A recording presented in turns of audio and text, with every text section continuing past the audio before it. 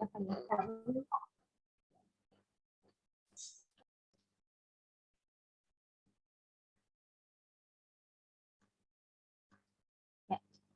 baik. Assalamualaikum warahmatullahi wabarakatuh. Selamat pagi anak-anak semua. Waalaikumsalam, Ibu. Bu, pagi. Waalaikumsalam, pagi Bu. Ya, baik. Sebelum memulai pembelajaran kali ini, alangkah baiknya kita berdoa menurut agama dan kepercayaan masing-masing ya. Berdoa dimulai.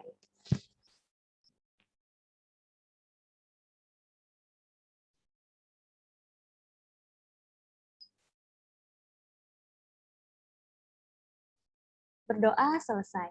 Gimana nih kabar kalian hari ini? Ada yang nggak masuk nggak? Mungkin ada yang... Alhamdulillah, baik Bu. Hari ini tidak ada yang izin Bu. Oke, alhamdulillah. Baik, terima kasih ya. Hari ini kita akan belajar mengenai aplikasi program pengolah angka, yang mana materi kali ini berupa SOP paket program pengolah angka atau spreadsheet. Nah, ada yang tahu nggak sih gagasan pembelajaran dalam pertemuan kali ini apa? Ada yang bisa jawab? Saya, Bu, izin menjawab. Ya, silakan, Hafsyah.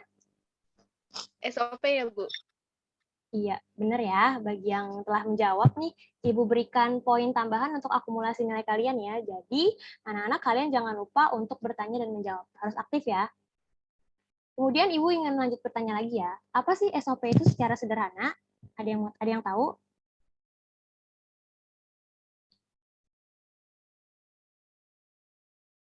Ada yang mau coba jawab? SOP itu secara sederhana apa?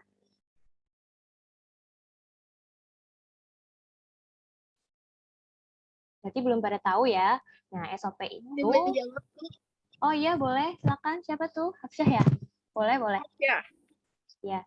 Standar operasional prosedur ya, Bu? Ya, betul, betul.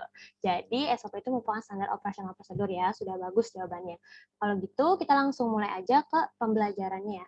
Ibu izin share screen ya, Nak? Baik, Bu.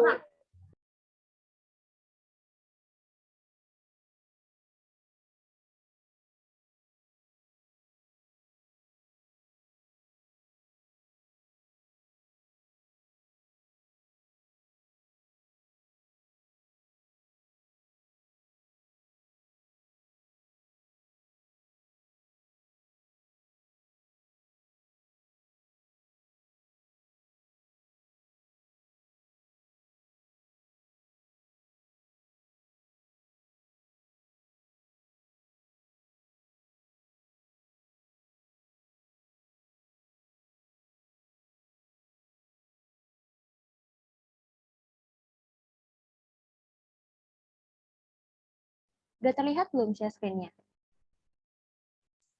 Sudah, Bu. Baik ya. Kita akan belajar mengenai SOP paket program pengolah angka atau spreadsheet. Nah, materi SOP ini dijelaskan terlebih dahulu pada pertemuan kali ini karena merupakan dasar-dasar yang harus dikuasai oleh kita sebagai seorang akuntan yang bekerja di sebuah perusahaan, karena pasti sebuah perusahaan itu mempunyai yang namanya SOP ya dalam menjalankan kinerja perusahaan mereka, dalam menjalankan kegiatan operasional mereka. Nah, untuk aplikasi paket program pengolah angka itu terpisah dari SOP, dan insya Allah aplikasi paket program pengolah angka ini sendiri akan kita pelajari di minggu depan ya. Slide pertama, yaitu apa sih SOP itu? Tadi teman kalian sudah mengatakan ya, bahwa SOP itu merupakan standar operasional prosedur. Betul ya, standar operasional prosedur. Akan tetapi secara lengkap, SOP itu apa sih? Kita coba lihat ya. SOP itu merupakan standar operasional prosedur atau merupakan gambaran langkah-langkah kerja, sistem, mekanisme, dan tata kerja internal yang diperlukan dalam melaksanakan suatu tugas untuk mencapai tujuan instansi pemerintah. Nah, jadi SOP itu bisa dikatakan sebagai tolak ukur penilaian yang terdiri dari berbagai indikator, yang mana indikatornya itu ada indikator administratif, teknis, maupun prosedural. SOP ini dikatakan sebagai sebuah sistem. Kenapa sih sebuah sistem? Karena SOP ini itu sifatnya itu adalah teratur, urut, dan juga sistematis. Nah, sehingga dikatakan sebagai sebuah sistem. Dan juga dapat dipertanggungjawabkan. Kenapa bisa dapat dipertanggungjawabkan? Karena SOP ini memang dibuat berdasarkan kesepakatan bersama yang telah ditentukan oleh pihak perusahaan, dan tujuannya memang untuk sebagai tolak ukur gitu, tolak ukur di pencapaian kinerja perusahaan gitu ya. Nah, selanjutnya Ibu mau tanya sama kalian, ada yang tahu nggak apa tujuan dari SOP itu sendiri? Ada yang mau coba jawab? Tujuan dari SOP itu apa?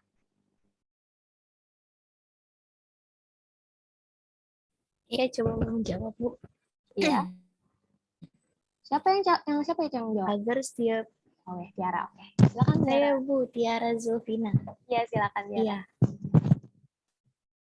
SOP itu dibuat karena supaya pegawai itu bekerja sesuai dengan aturan ya, Bu. Oke, boleh. Ada lagi yang mau menjawab? Saya, Bu, Ya. Rafika Islanur. Iya, silakan Rafika. Ya, jadi tujuan SOP itu agar perusahaan mempunyai tolak ukur dalam menilai kinerja para karyawannya. Oke, boleh ya. Jawabannya bervariasi ya, tapi supaya jawaban ini bisa jadi satu kesatuan dan kita satu pemahaman, kita lihat dulu ya. Tujuan apa sih tujuan dari SOP itu sebenarnya ya? Nah, ini dia.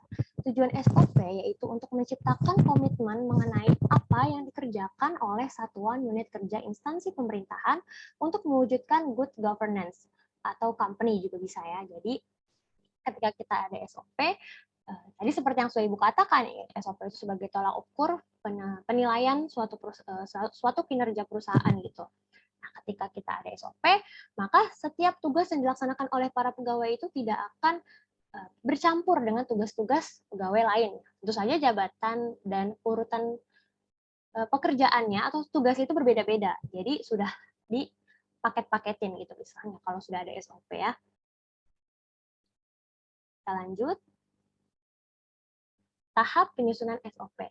Nah, dalam tahap membuat SOP ini, kita itu tidak bisa sembarangan dalam membuatnya, tidak bisa langsung mentang-mentang misalnya gitu. Ada kita ini bergerak di perusahaan jasa. Oh, berarti kita harus membuat SOP berdasarkan ya udah kegiatan operasional kita aja seputar jasa.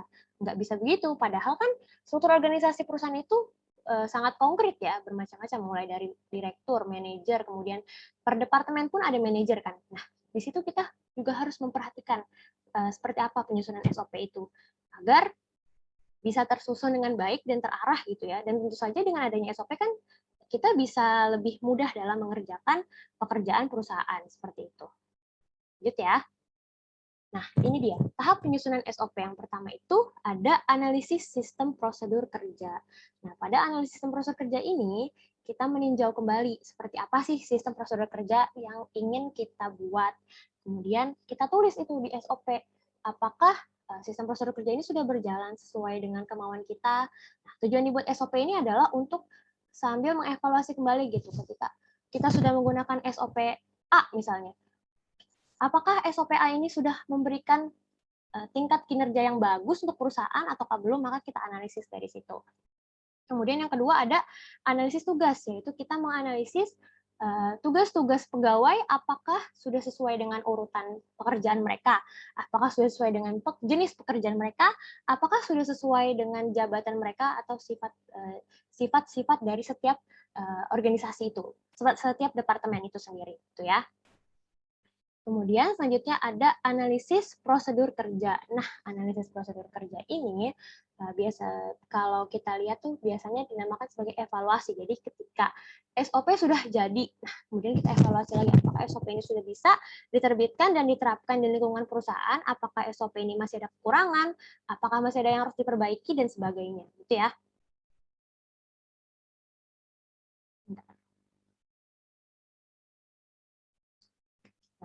Ini selanjutnya ada SOP paket program pengolah angka.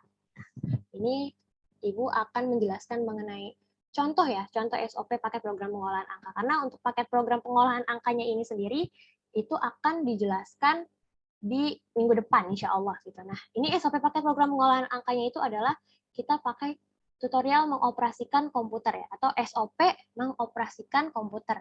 Nah, Ibu mau tanya di sini, ada yang tahu nggak sih tahapan pertama yang harus dilakukan dalam mengoperasikan komputer? Ada yang mau coba jawab?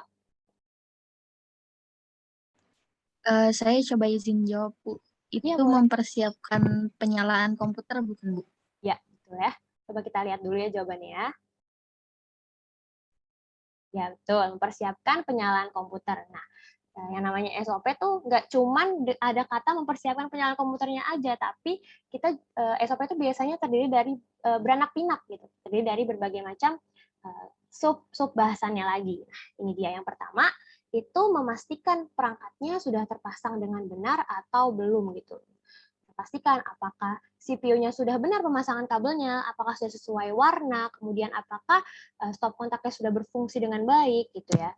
Dan yang kedua, memastikan power supply apakah sudah terpasang dengan benar gitu.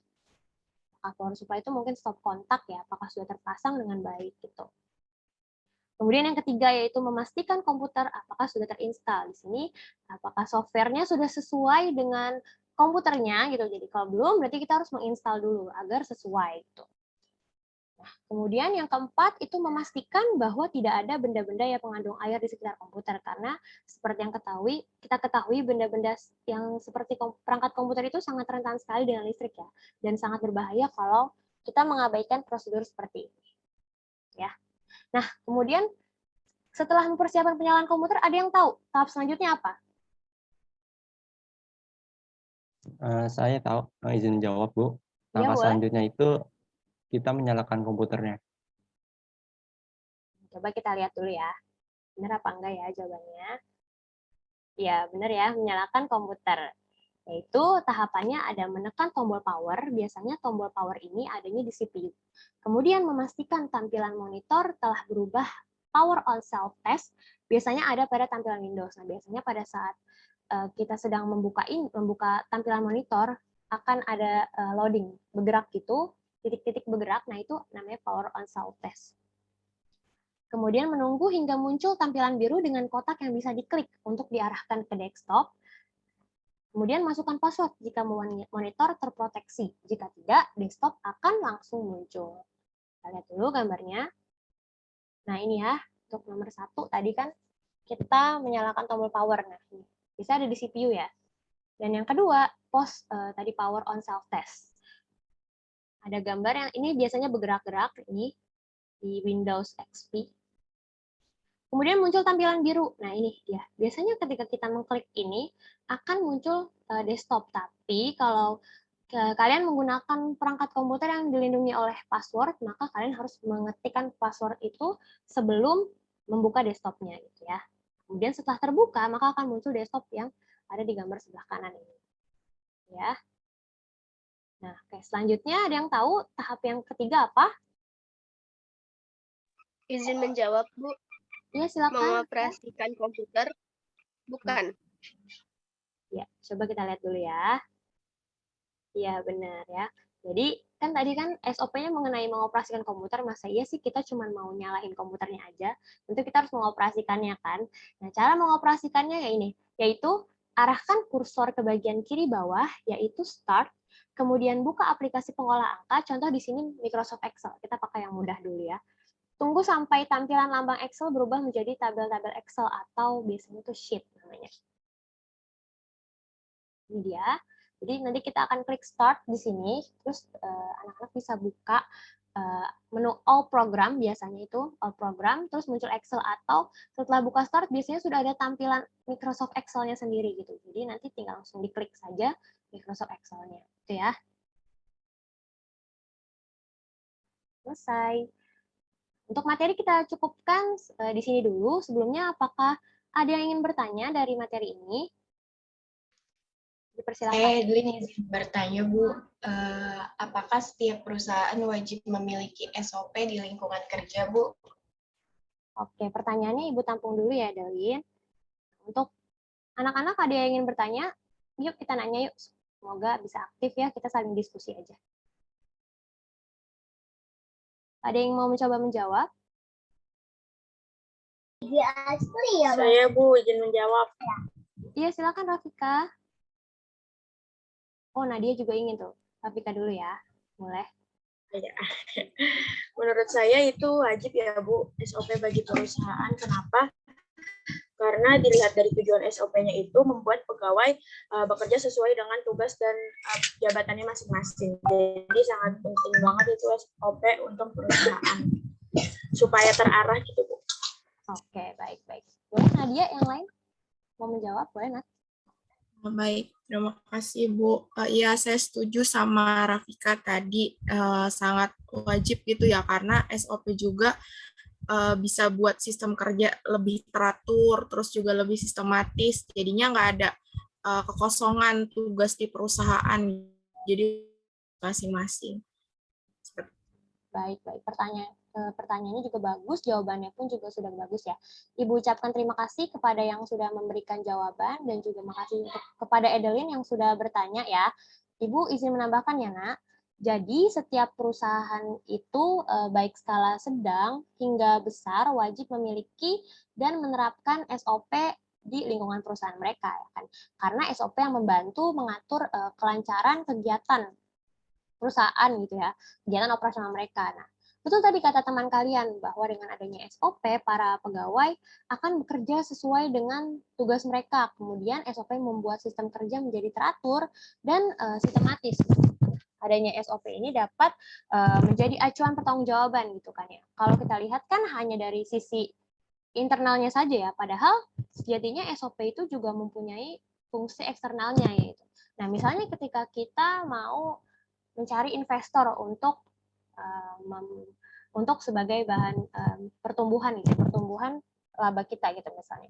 Nah, tentu investor itu nggak akan mau ngelihat perusahaan yang nggak ada SOP-nya, yang SOP-nya itu berantakan gitu misalnya, nggak akan mau gitu. Mereka nggak akan percaya karena kan SOP-nya aja berantakan, apalagi kinerja perusahaan mereka gitu kan. Kalau kinerja perusahaan kita berjalan sesuai dengan SOP, maka perusahaan tuh ya dapat menarik minat investor gitu. Bahkan juga dapat dilirik oleh pemerintahan karena biasanya ketika perusahaan-perusahaan yang multi level gitu ya, perusahaan-perusahaan yang memang berskala besar itu tentu mempunyai SOP yang semakin konkret dan semakin rumit gitu ya. Seperti itu. Apakah sudah terjawab, Edel? Semoga terjawab ya. Sudah Bu, jelas banget. Makasih Bu. Oke, baik ya. Baik, kalau begitu, apakah ada yang ingin menyimpulkan mengenai pembelajaran hari ini? Ya, Bu, saya izin coba menyimpulkan terkait materi hari ini. Iya, boleh. Silakan, Intan. Buat materi hari ini itu kita belajar tentang SOP, yang mana SOP itu adalah gambaran langkah-langkah kerja yang digunakan sebagai tolak ukur perusahaan dalam menilai kinerja perusahaan. Terus juga tadi itu memiliki banyak fungsi gitu. Salah satunya itu adalah untuk membuat sistem kerja secara teratur dan juga sistematis. Oke, baik. Terima kasih ya, Intan.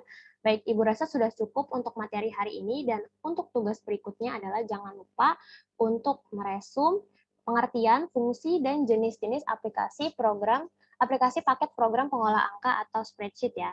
Kalian boleh mencari tugasnya itu di internet, tapi tidak boleh menjiplak langsung ya.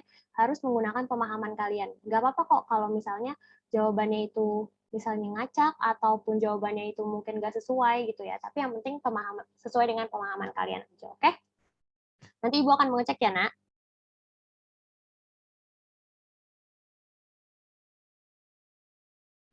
Oke, baik ya. Karena pembelajaran sudah berakhir ya, kita akhiri saja, tapi sebelum kita mengakhiri, alangkah baiknya kita berdoa terlebih dahulu. Ketua kelasnya mungkin boleh dipimpin untuk doa bersama. Baik, Bu. Teman-teman sekalian, sebelum mengakhiri pembelajaran pada hari ini, kita mendengar agar semua ilmu yang telah disampaikan dapat berdoa dimulai.